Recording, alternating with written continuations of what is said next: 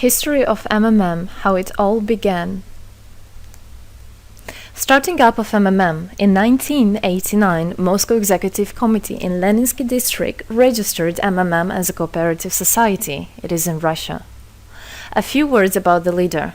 The MMM Cooperative Society was founded by Sergei Mavrodi and was one of the leading computer equipment distributors in Russia. Sergei Mavrodi, having a degree in maths, worked as a programmer and took part in the development of the first operating systems. Few words about his decision to make his own company is the fact that having worked as a simple worker from 8 to 5, he understood that freedom is the most important for him, because that work of 8 to 5 is literally a slavery. At any point, at any time, the company can throw you out and you'll be left without nothing, although you could have worked in that company for years and years. So he realized it. This is why he decided to create his own child, and he knew whatever his efforts will be, it will come back to him in form of dividends and income. Free of charge travel campaign. In 1992, the brand became universally recognizable after Mavrodi offered several times to all the residents of Moscow a day of free of charge travel in metro, Moscow subway. Pretty smart. Birthday of MMM. On October 20, 1992, the joint stock company MMM was registered. In fact, it is a birthday of MMM in the traditional form in which people got used to consider it. The shares of MMM on sale. February 1st, 1994, the shares of MMM went on sale, and people immediately began to buy them. Moreover, the company willingly bought them back on a new, higher rate, which grew very fast at about 100% per month. The company's principle today is always more expensive than yesterday worked perfectly. Few words about that. Why did he do that? As you might know, in 1991, the Soviet Union fell. So if until at the time of the Soviet Union, everything that there was in the country, like properties, different companies, or whatever that was bringing some goods, was national. So any person of the country was entitled to have a share of that production, of that company. Everybody was equal.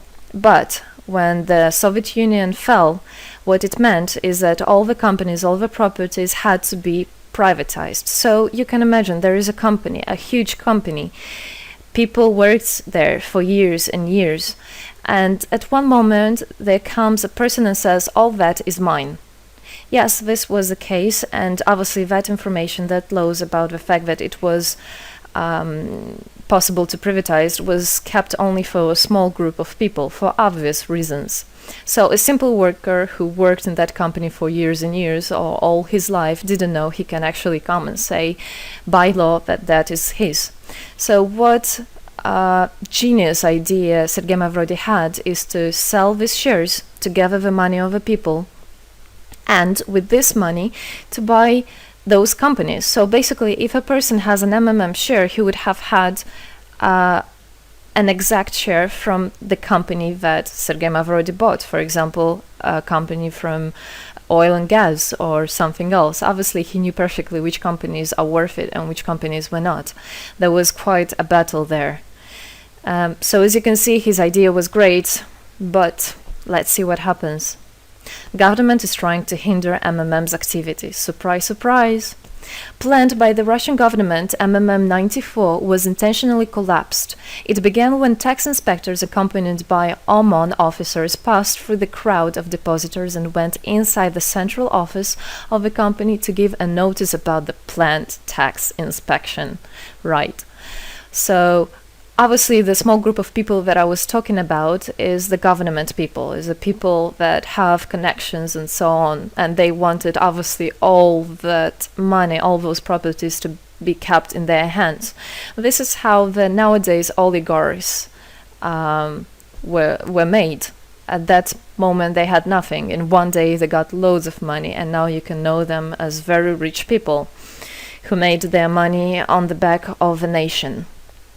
So obviously they did something just to provoke some panic going through the crowd. Obviously, for any financial institution, a panic is really bad. As I remind you, at that time, MMM was selling shares, was a share stock company, let's say. Mavrody's arrest. Sergei Mavrody was arrested on tax evasion charge. Really lame excuse. It wasn't at all like that. What happened, even the person that was in charge with giving the arrest, he told him that there was no other option for them. They had to do something, even though it was illegal what they were doing, but they had to do it as they were afraid of him. Because, as he said, another 2-3 months, and in whole Russia there would be no government, no banks, nobody, only Sergei Mavrody, that who holds the money nowadays. This is in charge.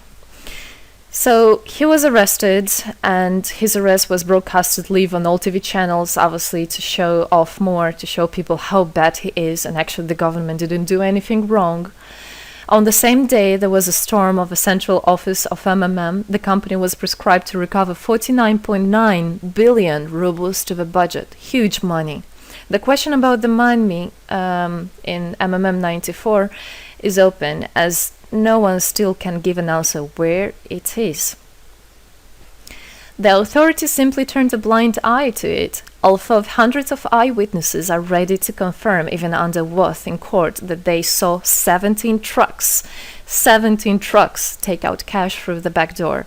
So unfortunately, at that time, there was no internet, no bitcoins, no other internet wallets, and all the money were obviously kept in cash in the MMM offices. And the government took advantage of it. They just came, took it out, and then they said nothing. Moreover, they didn't say where the money went. They even made the way to make people believe that Sergei Mavrody was the one who took all those 17 trucks of money and disappeared. But obviously it wasn't the case. It was a simply lame excuse. Demonstrations against state authorities. August 1994.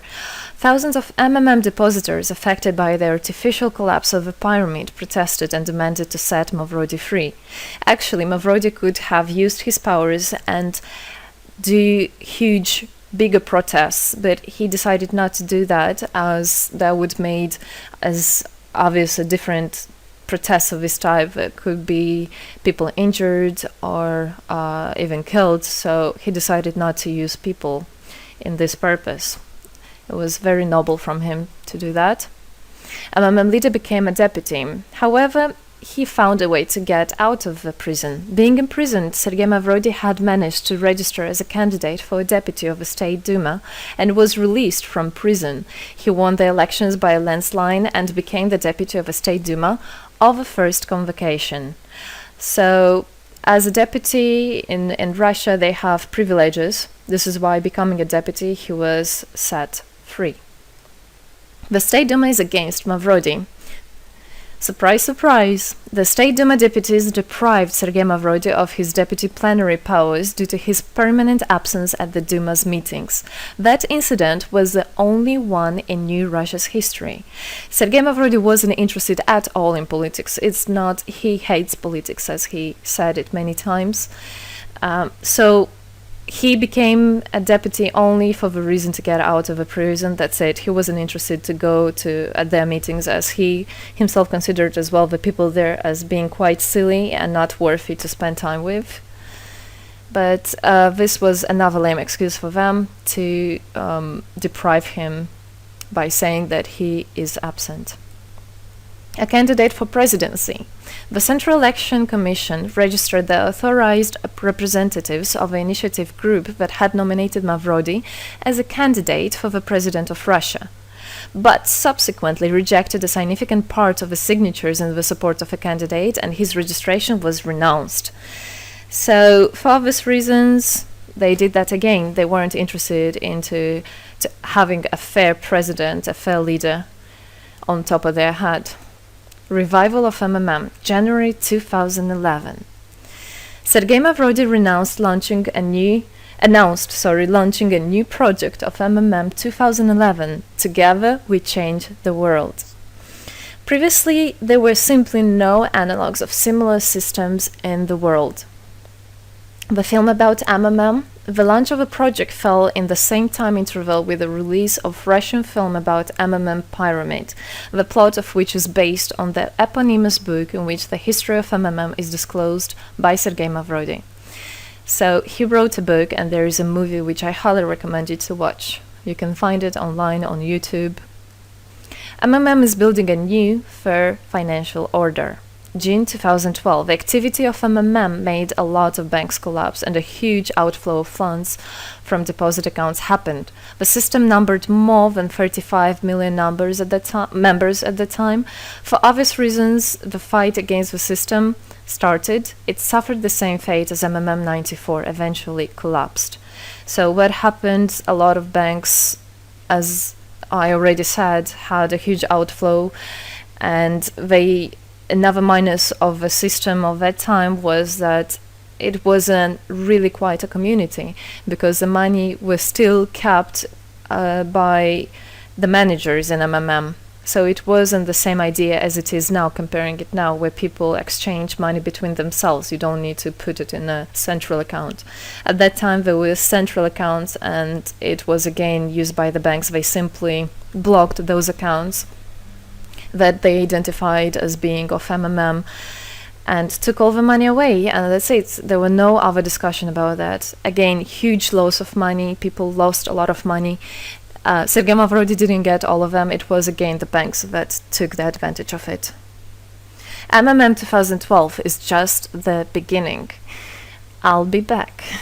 Sergei Mavrodi announced the launch of a completely new MMM, World Mutual Aid Fund, MMM community. It speeded up since the first day, showing crazy dynamics on new members' registration. It has been decided to send 10% of the whole turnover on payments to the affected members of MMM 2011. So again, another genius idea. In order not to make central accounts, in order not to gather the money somewhere, now the money are spread directly between participant itself. You can just check in your account online whom you should transfer the money to. So MMM now is connecting all the people between themselves and exchange, so that they can exchange the money and get benefits of it. It's amazing and it's crazy, but it is true. MMM is growing. Some short facts. 2012, MMM started its development in India. It had great, huge developments. 2012-2013, following India, MMM Bangladesh was launched as well. 2013, MMM Indonesia was launched. 2014, MMM Hong Kong. And it's not the end. MMM Global, 2014. MMM Global started up in the spring 2014. It is a voluntary network, a community of millions and millions of people from more than 100 countries worldwide. So there is already MMM settled in Argentina, Brazil, Philippines, Hong Kong, and other. And all the rest of people in the world from all the countries of the world are able to participate as well. So they rebelled against the financial slavery and combined their money for this purpose. So how it is possible? MMM, the Republic of Bitcoin. Bitcoin is another genius idea to set the world free. For MMM Global participants' convenience, there were some trendy ideas on funds transfers implemented. From now on, all the countries where you can buy and sell Bitcoins can be registered in a branch of Free People of the Republic of Bitcoin. Thus, there is no barriers to develop MMM in small countries due to their restrictions on the international bank transfers. Banks. This is not something that we would want to use, as the banks can anytime put restriction on an account or even block an account and take all the money. Yes, the banks can do that. Read better your contract. So, Bitcoins is really genius idea to do that. Join MMM Global, join our community, set the world free. Don't hesitate, don't even think of going back, just go always forward. We are writing the history right here and right now. We are not going to be any more slaves working from 8 to 5, having pennies for that. We want to hold our own money and to get the benefits of it. I don't want a bank to use my money for their own purposes. I want us people, free people, to use our money, to exchange the money when it is needed, and to help each other. This is really a great idea. And join us, write the history here today with us. And together we will indeed change the world.